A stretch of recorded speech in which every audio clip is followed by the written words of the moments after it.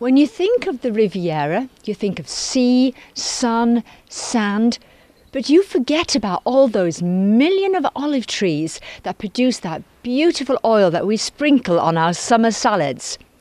I've come to a little village called Colletta, which is east of San Remo, and I found that there was a lot more going on here.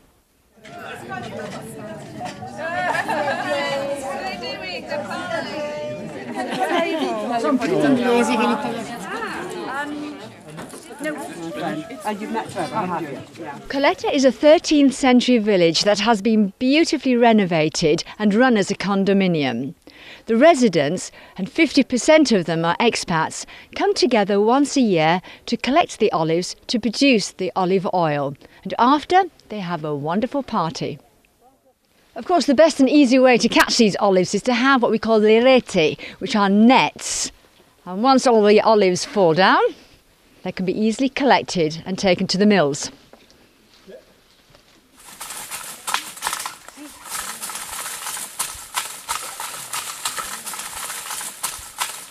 We could give you in Dublin Square City with a suitcase. Come from, that's so unfair.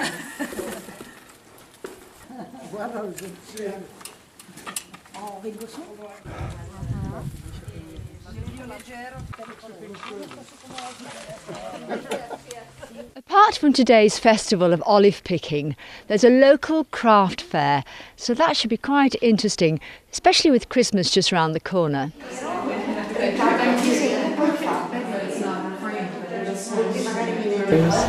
And the whole idea from the beginning was to make a Borgo Telematica, which had all modern conveniences, broadband, so that people could live here and work from home. It was in the early days of working from home, I suppose. Right. And that was the idea. But it hasn't worked out like that, because Bob's the only person here that works from home at the moment. Right, right. But, and I think they couldn't sell them like they hoped. So somebody came along and said, I'll sell these to the British market. And there was a big article in the Sunday Times, I believe. And the very next weekend, lots of people came rushing out and bought them as holiday homes. They actually bought them on the spot, I think. Yeah. Or if somebody's got a photo of their house or their family or whatever, and they want something done there. Yeah, memorabilia. This is all produced from the lady who makes the cards. It's decoupage, and it's a wonderful process. And I've learned how to do it today, so that's quite nice. And all these wonderful little bags are made from spare curtains, spare bits of fabric, and then sewed on. Good way to recycle. An excellent way to recycle. Beats buying all those plastic bags in supermarkets. I'll have this one. All produced by one lady. But this is paper. Outside there is paper. Paper? Paper, yes.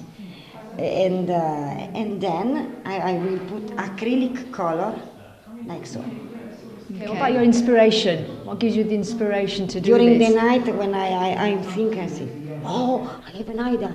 So I make a sketch.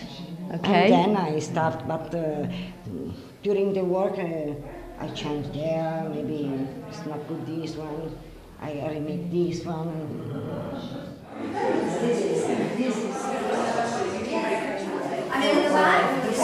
At what age did you decide to change? 50. Why 50? I was working in a big company, and sometime for job I went in German or in French or something like that.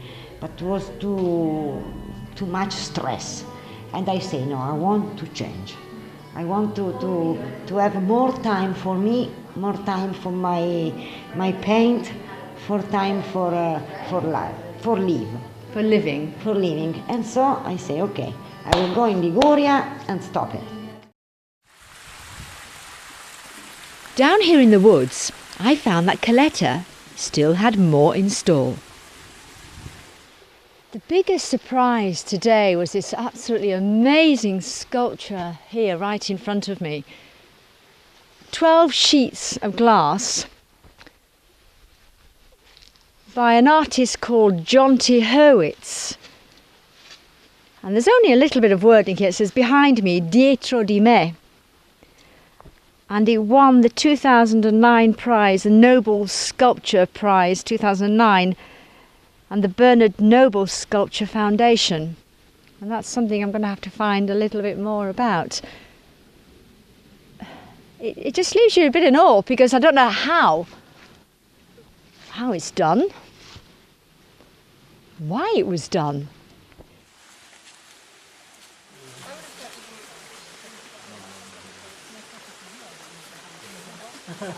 I discovered that each layer of glass is a CAT scan of the sculptor's father. The Bernard Noble Sculpture Foundation chose Colletta here in Liguria to establish a sculpture park, which will be open permanently to the public. It will encourage and promote emerging sculptors in Italy and in the UK. It was indeed a most interesting day.